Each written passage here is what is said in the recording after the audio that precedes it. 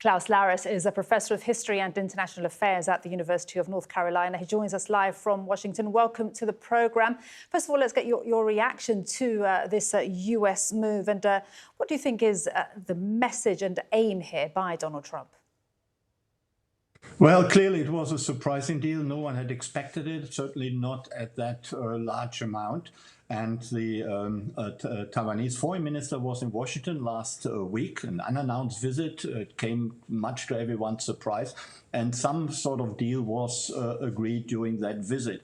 And it clearly indicates that the Trump administration has not given up on Taiwan, that it wants to continue the traditional American policy of supporting Taiwan by providing Taiwan with important missile and other defense material products. Of course, these are not presents, these are not grants. You know, the Taiwanese are paying for these military products, which the United States will deliver to Taiwan. And therefore, it also plays into the hand of what Trump is all about. That is making economic deals, benefiting from America's global power. And he clearly is selling material to Taiwan. But he wants to also indicate that he is not giving up on Taiwan, that anything like a grand bargain with China, which means that China would tolerate American predominance in the rest of the world, while Trump would give up on Taiwan and the Indo-Pacific and leave that to China, that such a grand bargain has always only been speculation,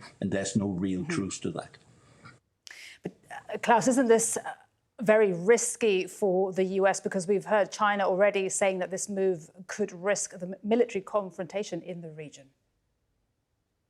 Well, it always is risky when the United States comes out in concrete support of Taiwan. China is always furious about any arms deals which concerns Taiwan. And the Chinese reaction is always the same. They always react very strongly, but then they usually calm down and tolerate it. They don't like it clearly, but I can't see that they will do much to prevent it, because that would really lead to a very dangerous conflictual situation.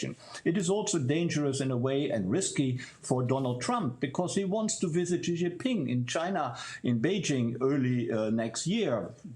February, March is what people are talking about. And of course, Xi Jinping could simply say, on these conditions, we can't receive Donald Trump in Beijing.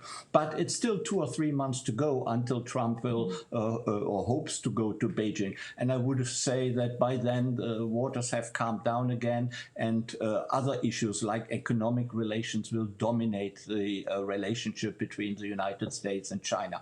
Of course, it is a dangerous situation, but I don't see that it will escalate into anything like military action on either side.